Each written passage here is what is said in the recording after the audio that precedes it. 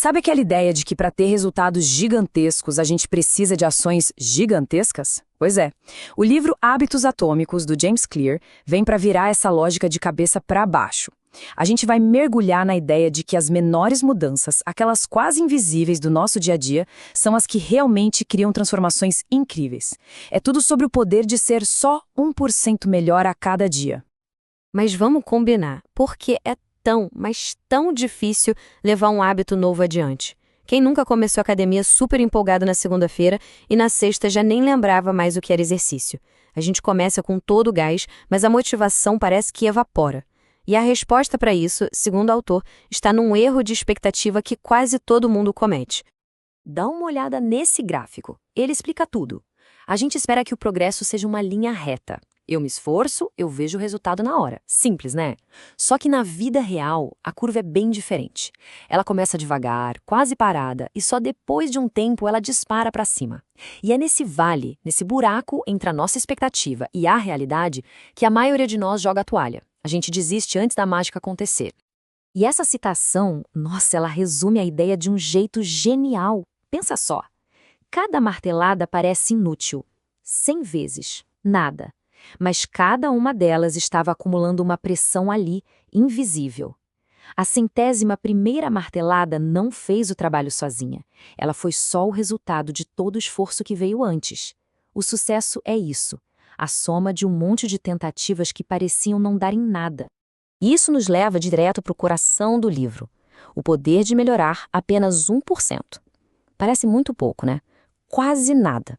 Mas a história da equipe de ciclismo da Grã-Bretanha mostra, na prática, como essa pequena porcentagem pode transformar um time medíocre em uma potência mundial.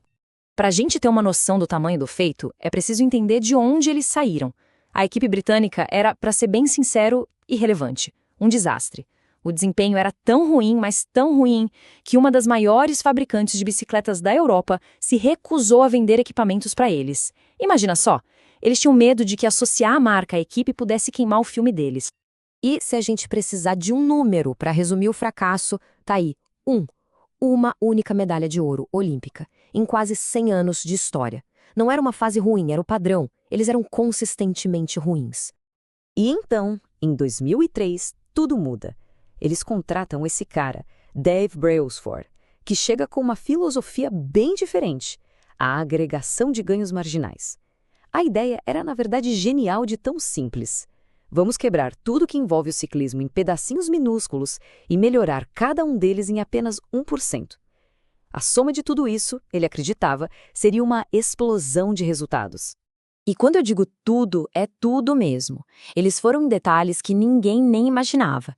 Claro, redesenharam os selinhos para ficar mais confortáveis, passaram álcool nos pneus para ter mais aderência, mas eles foram além, chegaram ao ponto de contratar um cirurgião só para ensinar os atletas a lavar as mãos do jeito certo. Para quê? Para evitar pegar resfriados. Olha o nível de detalhe, eram centenas de melhorias como essa. Tá, mas e aí, funcionou? Bom, os números falam por si. Em 110 anos de história, a Grã-Bretanha tinha 0 vitórias no Tour de França. 0. Depois de aplicar essa filosofia, em um período de apenas 6 anos, eles venceram 5 vezes. É uma coisa surreal. Isso, na prática, é o poder do 1%. Mas a grande sacada aqui é que o sucesso deles não veio de uma meta do tipo, vamos vencer o Tour de France. Todo mundo que compete tem essa meta. O segredo foi algo mais profundo. E isso nos leva a uma distinção que o livro faz que é crucial. A diferença entre ter sistemas e ter metas.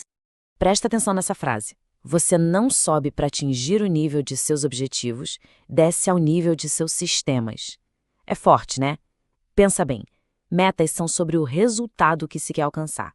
Sistemas são os processos que levam até lá.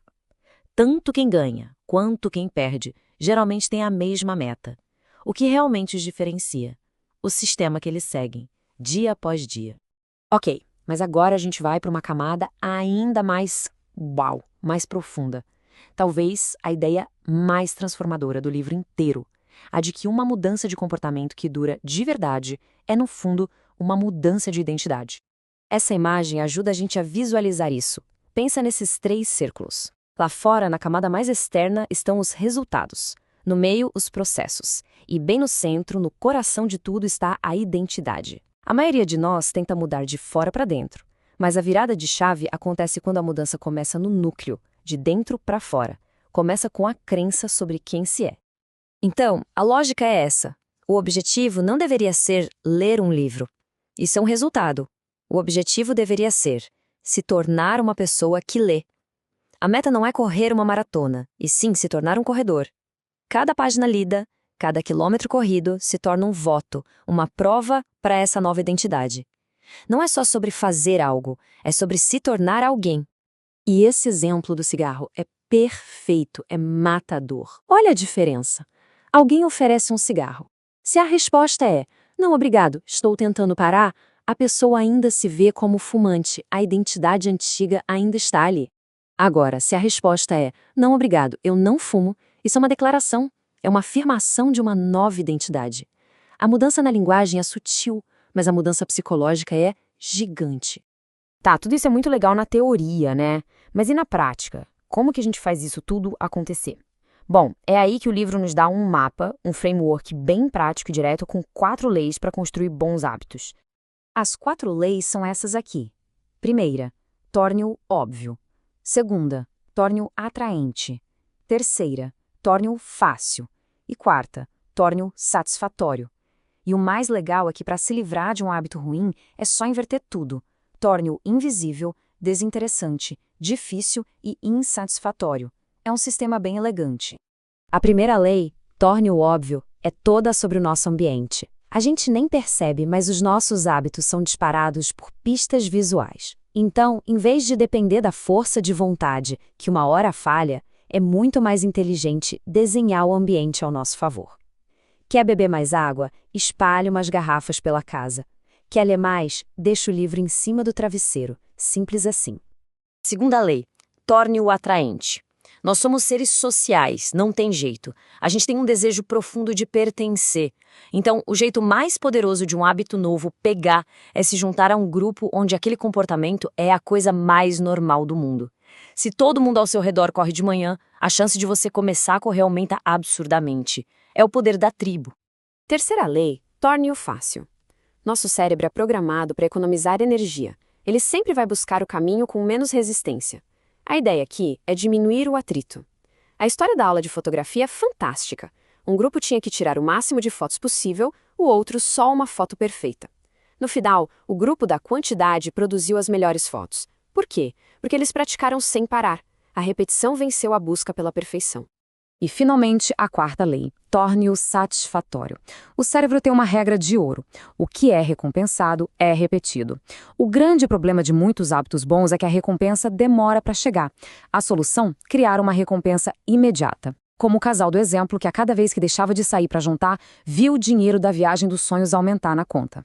Isso transforma o sacrifício de agora numa pequena vitória imediata. E assim, tudo se conecta. Aquela frase do começo sobre descer o nível dos sistemas, agora faz todo sentido, né? No fim das contas, a jornada não é sobre alcançar uma meta grandiosa lá na frente. É sobre se apaixonar pelo processo, pelo sistema que a gente constrói, tijolinho por tijolinho. São essas melhorias de 1%, esses pequenos votos que damos a nós mesmos todos os dias, que lentamente constroem a identidade que a gente deseja ter. E isso nos deixa com uma reflexão final. Sem pensar em nada grandioso ou revolucionário. Qual é a menor ação possível, a mudança de 1%, que pode ser feita ainda hoje para dar um primeiro voto na pessoa que se deseja ser? Afinal, toda grande jornada começa com um único e pequeno passo atômico.